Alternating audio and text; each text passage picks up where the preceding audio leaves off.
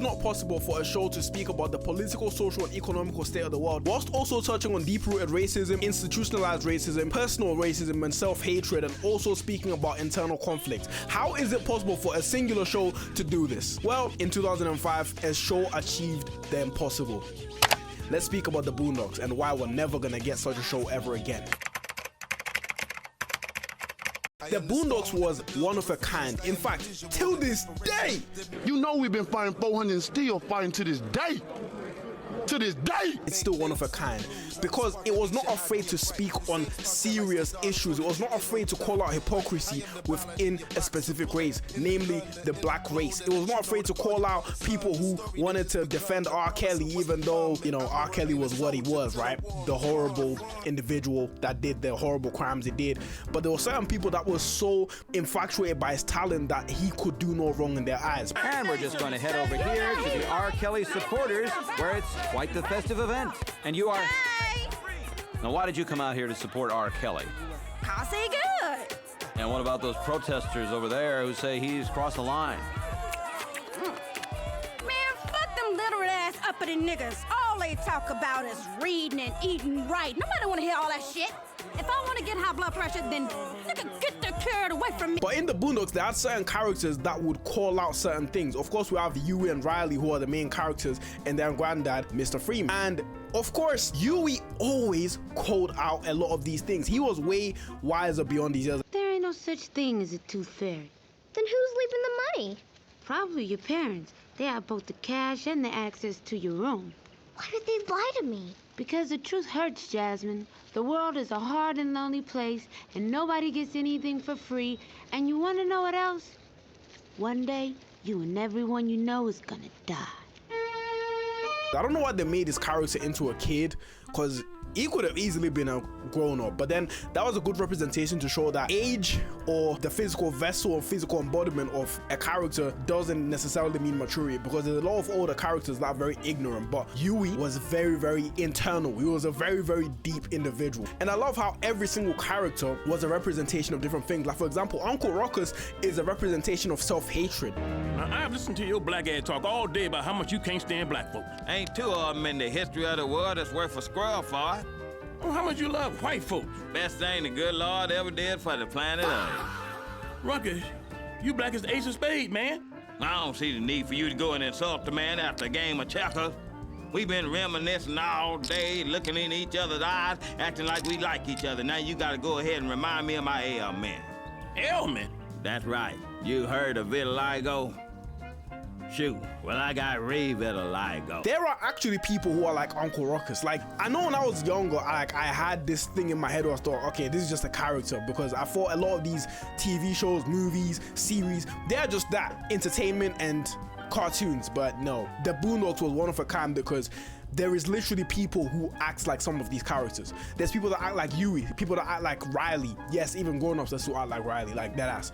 And there's still people who act like Uncle Ruckus and Granddad as well. There's many people who act like every single character you see in there. But I also love how there was like a juxtaposition between Huey and Riley, where Riley is this like, he's not really like internal as much as Huey. Riley is more of a kid in terms of he's very external, he's not really deep like that, but he also sees a lot of hypocrisy and he calls out a lot of things. His character does an amazing job of doing these things. I also love how they didn't shy away from very serious topics. Like I talked about the R. Kelly situation, but also something prevalent in the black community. I can only speak on this because I'm black myself and I've seen this happen countless times, but a very, very important thing which they touched on was a ninja moment. So the ninja moment is essentially where there's two individuals that typically are black who have a small misunderstanding, right? So let's say, for example, somebody barges into somebody. That's just a common example. And instead of just being like, oh, my bad, there's so much ego and pride that it's like, you barged into me? What do you think you is, twin? Wait, are you crazy? I'm ready to crash out on you now. I'm finna crash out on your ass, bro. What are you talking about, man? I'm finna whoop your ass. I'm finna whoop your ass. When a simple, oh, hey, my bad, would have sufficed. That's the essence of a ninja moment. And I love how they show in the episode as well the issues and also the solutions. They're not just like highlighting issues and just making fun or making light of the issues.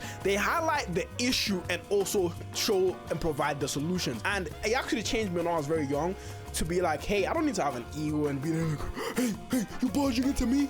You barging into me? You think you can barge into me? You think you can barge into me? Pow, pow, pow. Don't ask me why I've got a toy pissed. I don't know. But anyways, yes, the Boondocks is a show that we need right now. What do you think the Boondocks will talk about the state of the world, the unnecessary wars that are going on, the Epstein shit? Like, what do you think the Boondocks will be doing about all these issues? We need a show which is not afraid to touch on these issues, which is not afraid to touch on these things.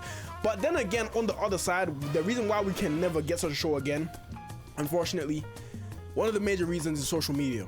Think about how many think pieces TikTok and Twitter would be doing as soon as a controversial episode happened. Think about how many think pieces would be. How could they say such a thing? How could they call out this obviously hypocritical thing? How could they speak on this obviously ridiculous thing? How dare they? They need to cancel this show. We need to cancel them. Cancel culture, even though realistically it doesn't really exist, but cancel culture is gonna come for their air. We finna boycott the Boondocks. We are not finna do that shit. Okay, we ain't gonna do that. But that's one of the reasons, right?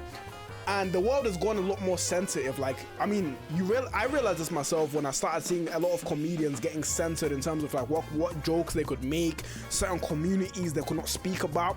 I ain't gonna speak about them, hey, because listen, yeah, I would like to have a career, okay? If I even speak about those certain communities, like you know what? It's not that I'm afraid to speak with them, but you know exactly which communities I'm talking about, right? There is certain groups of people you cannot speak about without having consequence. But the Boondocks is not afraid to speak on any group. And that's what made it so goated.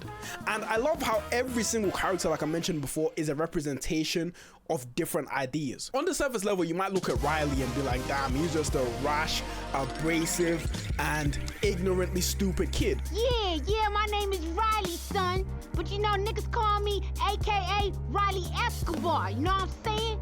Cause I be the streets, you know? I got all kinds of names like HR Paper Stacks, also known as AKA Horse Choker.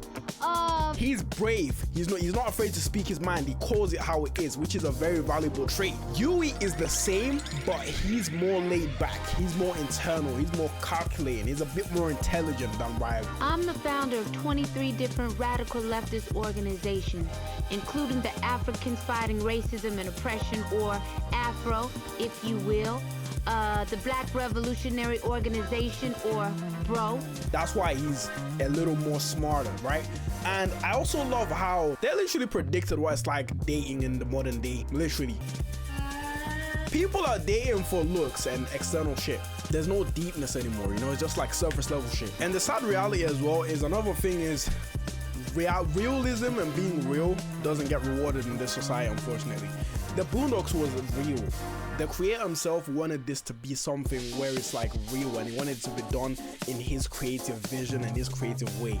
And that's why he turned away, like, you know, doing deals or like, you know, being published by certain massive conglomerates, right? Because he wanted it done in his own way, which props to him. You know, when you realize like a lot of our childhood shows and a lot of our childhood like loves and stuff, the reason why we love them so much is because the creators had to turn down corporations coming and wanting to work with them, but because they wanted to change every single thing about it. Like, for example, I learned the other day that the creator of SpongeBob, like, he turned down working with a lot of you know, massive companies or whatever, because they wanted to change the direction he wanted to take the show and the way that he wanted to do things. They wanted to change so many different things because they wanted to appeal to a bigger audience.